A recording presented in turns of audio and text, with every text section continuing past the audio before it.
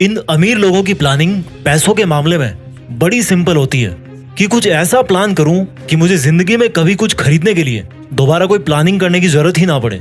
ये होती है इनकी बेहतरीन प्लानिंग। कोई चीज पसंद आई, खरीदना है, खड़े खड़े डील कर दो।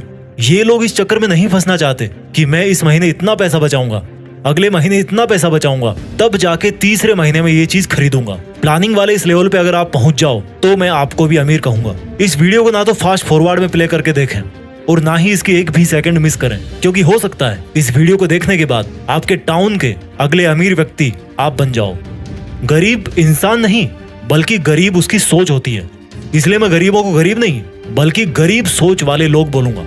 इसी तरह अमीर कोई इंसान नहीं होता बल्कि अमीर किसी की सोच होती है, इसलिए मैं अमीरों को रिच माइंडेड कहूंगा। अमीरी उनके चारों तरफ नहीं होती बल्कि उनके दिमाग में होती है, इसीलिए अमीरों को दूसरे वर्ड्स में बोलते हैं फाइनेंशियली इंटेलिजेंट पीपल। मैं आगे आने वाले कुछ मिनट्स के अंदर दो बातें क्लियर कर दूंगा। पहली तो ये कि आज आप अमीर क्यों नहीं हो, उसका सबसे बड़ा कारण क्या है, और दूसरी बात ये कि अब आप अमीर कैसे बनो। आज आप दुनिया का XYZ कोई सा भी काम कर रहे हो या नहीं कर रहे हो या करने वाले हो, ये वीडियो आपके अमीर बनने के सपनों को सच कर सकता है। कोई एक चीज अगर सक्सेसफुल अमीरों को बाकी लोगों से अलग बनाती है ना, तो वो है मनी माइंडसेट, रिच माइंड या पैसे वाली सोच। फर्स्ट टॉपिक चालू करता हूँ इस वीडियो का कि आज आप अमीर क्यों नहीं हो। चलो थोड़ा आपके अंदर झांकते हैं, गौर से सुनना मेरी बातें, आपसे रिलेटेबल है कि नहीं वो।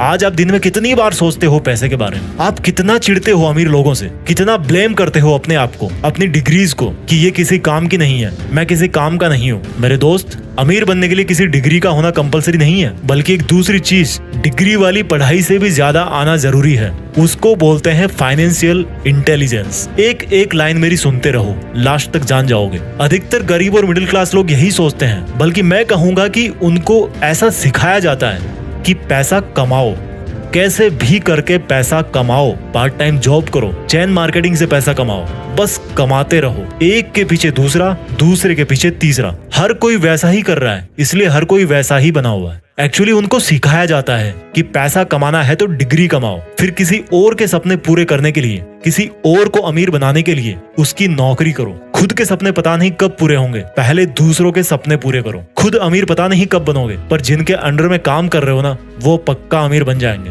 यानी कि जो गरीब लोग हैं, इनफैक्ट गरीब सोच वाले लोग जिनके पास बड़ी बड़ी डिग्रीज हैं लेकिन फाइनेंशियल इंटेलिजेंस की कमी है, वो ऐसा सोचते हैं कि ज्यादा डिग्रीज मतलब ज्यादा पैसा, ज्यादा फिजिकल वर्क मतलब ज्यादा पैसा, ज्यादा एक्स्ट्रा वर्क मतलब ज्यादा पैसा। अब इन्हीं लोगों में से कुछ और लोगों की बातें करते हैं, वो लोग जो आज अच्छी खासी इज्जत वाली नौकरी कर रहे हैं या वो जॉब कर रहे हैं जिसका ट्रेंड है अपनी सोसाइटी में, या मजबूरी में भी कर रहे होंगे, लेकिन अच्छे खासे पढ़े लिखे हैं और पैसा भी अच्छा कमा लेते हैं, लेकिन फिर भी वो अमीर नहीं बन पाते। उनका नॉर्मली माइंडसेट कैसा होता है उसके बारे में आपको बताता हूँ। वो पैसा तो कमाते हैं लेकिन ऐसा सोचते हैं कि अमीर बनना है तो जितना खर्चा बचा सकते हो उतना खर्चा बचाओ। मुझे समझ में नहीं आता कि केवल खर्चा बचा करके कोई अमीर बन सकता है क्या? अगर आपको अंबानी साहब ने 1 करोड़ रुपया दे दिया, मान लो कि ले यार क्या पैसा वैसा करता रहता है, ये ले 1 करोड़ रुपए और जा बन जा अमीर, और उन्होंने आपको 1 करोड़ का सूटकेस हाथ में थमा दिया। अब आप तो दुनिया की तरह एक के पीछे एक भेड़ चाल में फंसे हुए हो कि भाई पैसा बचाओ और अमीर बन जाओ। आपने वो सूटकेस ऐसा का ऐसा रख दिया और 10 साल तक सोचते रहे कि मैं तो अमीर हूँ, मेरे पास 1 करोड़ रुपए हैं। अभी भी मेरी बात मान जाओ, केवल हार्डवर्क करके पैसा बचाने से कोई अमीर नहीं बनता। एक महंगाई नाम की चीज होती है जो ये डिसाइड करती है कि आपके पास जितने पैसे हैं उनकी आज के टाइम में क्या वैल्यू है। जो चीज 10 साल पहले 50 रुपए की आती थी, हो सकता है वही चीज आज 500 रुपए की आ रही हो। उसके 1 करोड़ ही है 10 साल में, लेकिन मार्केट में जो चीज पहले 1 करोड़ की आती थी वो अब 3 करोड़ की हो गई। 10 साल से वो सोचे पड़ा था कि भाई मैं अमीर हूँ, बल्कि होता क्या जा रहा है, वो गरीब होता जा रहा है। अमीर बोलोगे उसको, भले ही उसके मन में शांति है कि उसके पास 1 करोड़ रुपए हैं, लेकिन वो दिन प्रतिदिन गरीब होता जा रहा है। एक गरीब मिडिल क्लास और एक अमीर, इन दोनों में यही बेसिकली फर्क होता है। अमीर लोग केवल एक्स्ट्रा फिजिकल वर्क और एक्स्ट्रा सेविंग करके अमीर नहीं बनते। अमीर लोग पैसों से पैसे बनाते हैं, पैसों को इन्वेस्ट करते हैं, उनकी वैल्यू डाउन नहीं होने देते। वो ही 1 करोड़ अगर किसी मनी माइंडेड इंसान के पास आता तो वो उसके पता नहीं 10 साल में 10 करोड़ कर देता या 50 करोड़ कर देता। यही कारण है कि गरीब माइंडसेट वाले इंसान को आज आप 1 करोड़ भी दे दोगे ना तो वो कुछ दिनों बाद में वापस उसी लेवल पे आ जाएगा और अमीर अमीर से अमीर होता जाता है। क्योंकि देखो, गरीब माइंडसेट वाला या तो पैसा बचा के रखेगा या खर्च भी करेगा तो ऐसी जगह पे खर्च करेगा जहां से उसको वापस कुछ नहीं मिलने वाला, वो पैसा चला गया उसके पास से। जैसे उसने कार ले ली, महंगा घर ले लिया,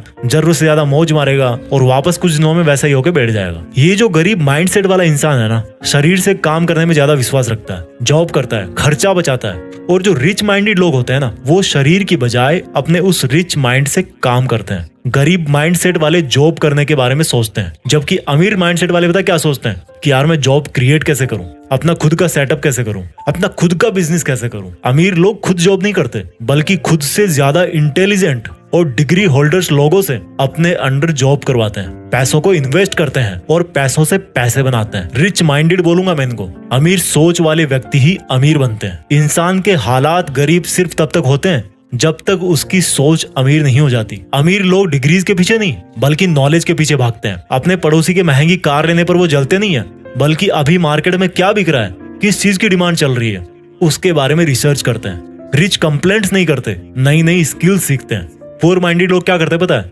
कंप्लेंट्स करेंगे, महंगाई बहुत है और खर्चा करना सीख जाएंगे। आप लोग बुरा मत मानना यार, मैं किसी के हालातों को देखकर उसको गरीब नहीं बोल रहा हूँ, बल्कि उसकी सोच में क्या है उसके हिसाब से उसको गरीब बोल रहा हूँ। क्योंकि एक्चुअल में कोई परमानेंटली गरीब नहीं होता।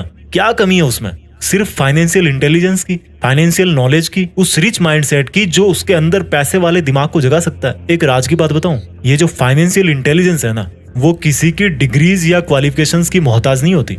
ऐसे कई लोग हैं, आपको अपने आसपास में भी मिल जाएंगे, जो आपसे कम पढ़े लिखे हैं लेकिन आपसे ज्यादा पैसे वाले हैं, क्योंकि उनके पास रिच माइंडसेट है, फाइनेंशियल इंटेलिजेंस है। और अगर आपके अंदर नहीं है वो वाली इंटेलिजेंस, तो मैं अब आपको वही सिखाने वाला हूँ। जो फाइनेंशियली इंटेलिजेंट होते हैं, उन लोगों की कोशिश हमेशा यही रहती है कि इससे पहले कि समय उनके पैसों की वैल्यू कम कर दे, उनको उन्हीं पैसों की क्वांटिटी बढ़ा देनी है। यानी कि महंगाई उनको दबाए, इसके पहले वो महंगाई को दबा दें। और इसके लिए वो क्या करते हैं? इन्वेस्टमेंट्स, निवेश। यानी कि फालतू खर्च करने की बजाय आप पैसा किसी ऐसी जगह लगाओ जहां पर वो और अधिक पैसा कमाए, उसके रिटर्न्स आए, उसका अमाउंट बढ़े। क्योंकि महंगाई बढ़ेगी, उसकी एक्चुअल वैल्यू कम होगी, तो उसके पहले उसका अमाउंट इतना बढ़ा देना है कि एक तो महंगाई आपका कुछ ना बिगाड़ सके और आप दूसरे लोगों के मुकाबले ज्यादा पैसे वाले बन जाओ। आप पूछोगे यार जीत पिक्स वाले भाई, पैसा इन्वेस्ट करने के लिए भी तो पैसा चाहिए ना, उसके लिए तो काम करना ही पड़ेगा।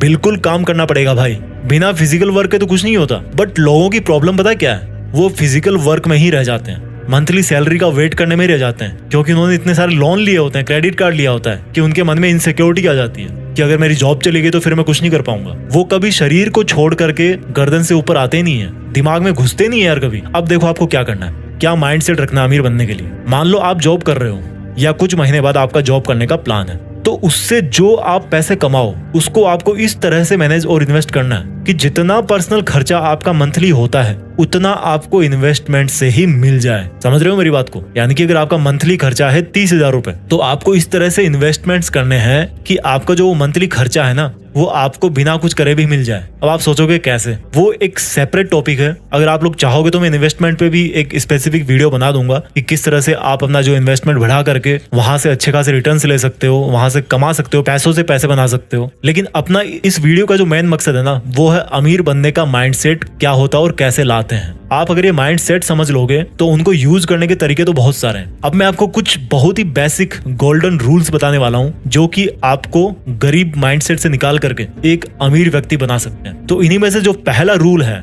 गोल्डन रूल नंबर 1, वो ये है कि आपको अपने दिमाग को ये बात समझानी है कि I want to become rich, मुझे अमीर बनना है। आज मैं जो फिजिकली इन्वॉल्व हूँ, कहीं पे जॉब कर रहा हूँ, उससे मुझे बाहर निकलना है। जिस सर्किल के अंदर आप हो, जिस मकर जाल में आप फंसे हुए ना, उससे बाहर निकलने की आपको कोशिश करनी है। वो आपको पहले दिमाग में सोचना है। कुछ भी काम पहले दिमाग में होता है, उसके बाद फिर वो एक्चुअल में होता है। तो आपको सबसे पहले तो अपना माइंडसेट बनाना है कि मुझे अमीर बनना है।